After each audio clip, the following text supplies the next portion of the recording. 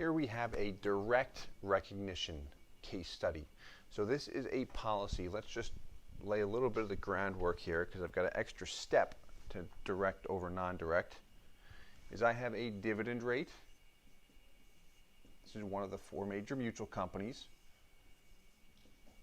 5.85%, and a loan rate, let's put it over here, that is fixed at 6%. Okay, so again, I have a direct recognition policy.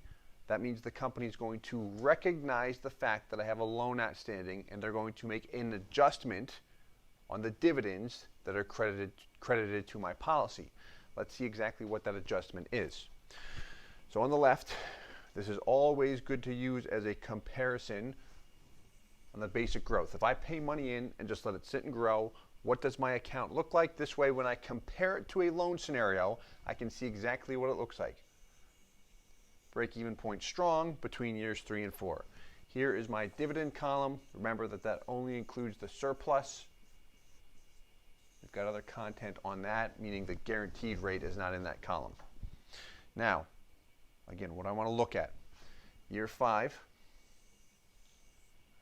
I've got 259 and 1.35 in death benefit. If I look on the right, the only difference here is I'm going to pull out loans. Just like the last study we looked at on non-direct recognition, exact same numbers here. When I pull out 200K, there's my cash value. Again, refer to that in a sense. It's your line of credit. Functions very similar. And then here's my death benefit. I pull out 200. You see it dropped by 212. And why that is, in this particular example, for the first loan, we deferred all payments altogether for a full year. So meaning 12K of interest, because my loan rate is again 6%. 6% of 200K equates to the 12. That's why my balance is 212 in this particular example.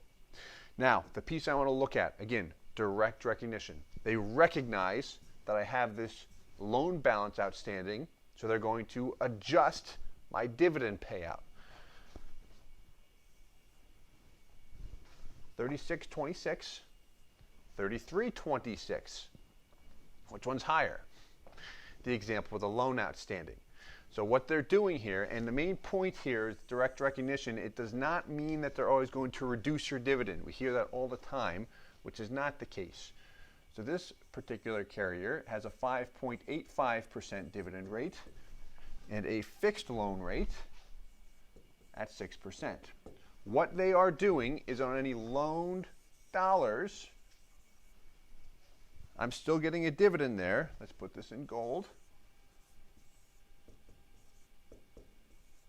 But they adjust it to 6%. They don't want the policyholder to feel like they're going to be punished for taking out a loan. They also don't want to punish themselves or other policyholders by increasing that dividend higher than the basic dividend rate. Now, this is not guaranteed with carriers, but neither are dividends. It's very similar in that respect. What I want to look at here is when it's repaid, what's the impact? So we've got it paid back when?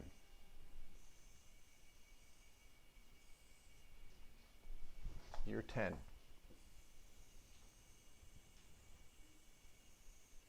Cash value over here, 317, 931. Over here, 318, 987. Not a big difference. I've got about $1,000 more in the direct recognition example. Why that is because on the loan balance, I was receiving a dividend of 0.15% more.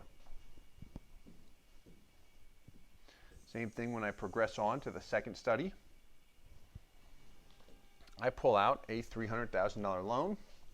Why I see a balance of $265 in the first year here is on the second loan, we're assuming we begin that 50K repayment immediately. Let's assume we're more disciplined on that. Main thing I want to look at here again, 4663, 4274. Again, not a big difference. Let's look at the end of the road. 464 in cash, where I just let it sit and grow.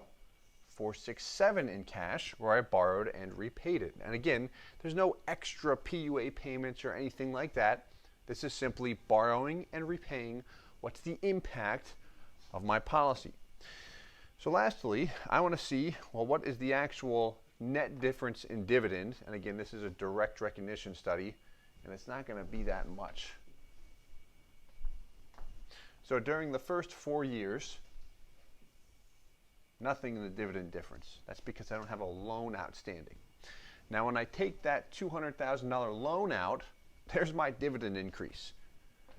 Not that much, 0.15. And remember, the dividend is a gross rate as well, credited after the insurance expenses, if we're really digging into this and crunching the numbers.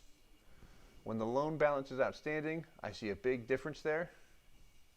And why it drops thereafter, I always see a slight gain, but when a loan is not outstanding, well, the policy has no loan to recognize. They're not going to credit an enhanced dividend rate. All of my cash value is receiving the same dividend, in this example, 5.85%.